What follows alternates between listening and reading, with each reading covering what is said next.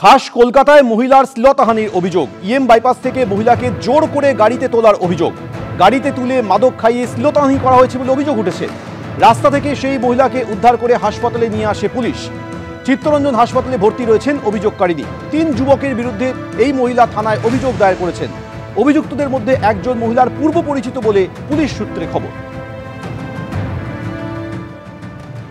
রাতের কলকাতায় তরুণীকে জোর করে গাড়িতে তুলে নেশা করিয়ে শ্লীলতাহানির অভিযোগ ইস্টার্ন মেট্রোপলিটন বাইপাসে রয়েছে এবং যেই জায়গায় অভিযোগ, যেটা শুক্রবার দিন রাত্রেবেলা 1 বছর 25-এর তরুণী রাস্তায় দাঁড়িয়েছিলেন বাস ধরার জন্য। তখন সেই সময় অভিযোগ একটি 4 হুইলার গাড়ি আসে এবং গাড়িতে জোর করে এই তরুণীকে তোলা হয় এবং তার পরবর্তীকালে গাড়ির মধ্যে 3 জন ছিল বলে জানা যাচ্ছে, যার মধ্যে একজন ওই তরুণীর পরিচিত। এবং এরপর কিন্তু এই যে জায়গা বাইপাস থেকে গাড়িতে করে তরুণীকে অন্যত্র নিয়ে যাওয়া হয়। তারপর গতকাল রাত্রেবেলা শুক্রবার রাতে প্রগতি ময়দান থানায় তরুণী এসে পৌঁছায় এবং তরুণীকে উদ্ধার করে ময়দান থানার পুলিশ এবং তার পরবর্তীকালে তরুণী বর্তমানে হাসপাতালে চিকিৎসাধীন রয়েছে।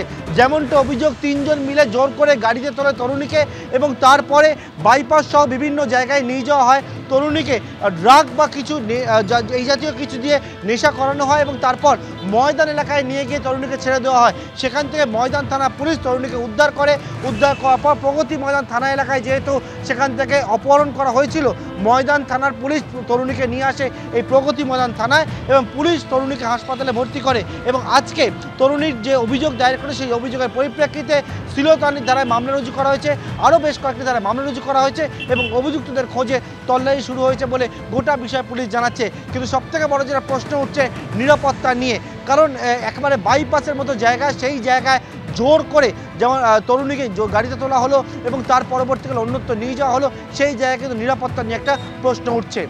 ক্যামেরা শুভঙ্কর লাহার সঙ্গে পার্থপ্রতিম ঘোষ, এবিপি আনন্দ, কলকাতা। এই ঘটনায় ফের খাস কলকাতায় নারী নিরাপত্তা নিয়ে আবার প্রশ্ন উঠে গেল, কারণ ইএম বাইপাস থেকে এক মহিলাকে জোর করে গাড়িতে তোলার অভিযোগ। 3 জন যুবকের বিরুদ্ধে অভিযোগ করা হয়েছে। রাস্তা থেকে সেই মহিলাকে উদ্ধার করে হাসপাতালে নিয়ে আসে পুলিশ। ইতিমধ্যে অভিযুক্তদের বিরুদ্ধে থানায় অভিযোগ দায়ের হয়েছে। আর পুলিশ সূত্রে জানা যাচ্ছে যে অভিযুক্তদের মধ্যে একজন মহিলার পূর্ব পরিচিত। আর এই ধরনের ঘটনায় রাতের কলকাতায়, খাস কলকাতায় মহিলাদের নিরাপত্তা নিয়ে আবারও বড়সড় প্রশ্ন সামনে চলে এলো।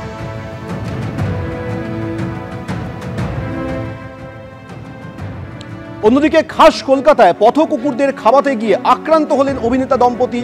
অভিনেতা ইন্দ্রনীল মল্লিক এবং অভিনেত্রী সায়ন্তনী মল্লিককে মারধর করা হয়েছে বলে অভিযোগ। কলকাতার কসবা রাজডাঙ্গা রাস্তায় এই চাঞ্চল্যকর ঘটনা ঘটেছে। অভিনেত্রী দেওয়া ভিডিওতে ঘাড় ধাক্কা দিতে দেখা যাচ্ছে এক ব্যক্তিকে। কুকুরকে খেতে দেওয়া হচ্ছে বলে আপনাকে কেউ বলেনি উনি নাকি মারবেন, শুধু এই বাচ্চাগুলোকে খেতে দেওয়া হচ্ছে বলে, শুধু এই বাচ্চাগুলো খেতে দেওয়া হচ্ছে বলে।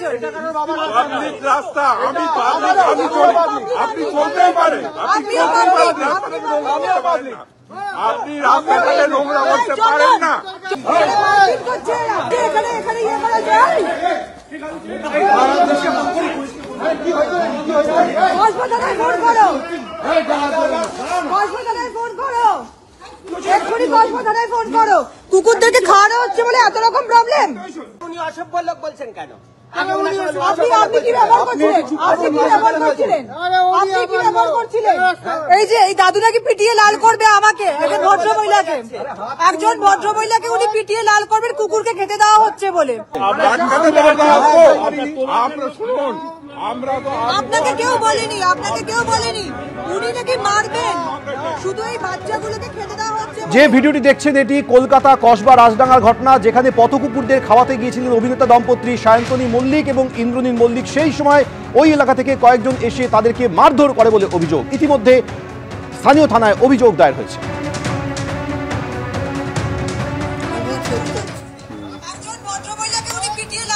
উনি মেরেছেন। উনি অসভ্য লোক বলছেন কেন?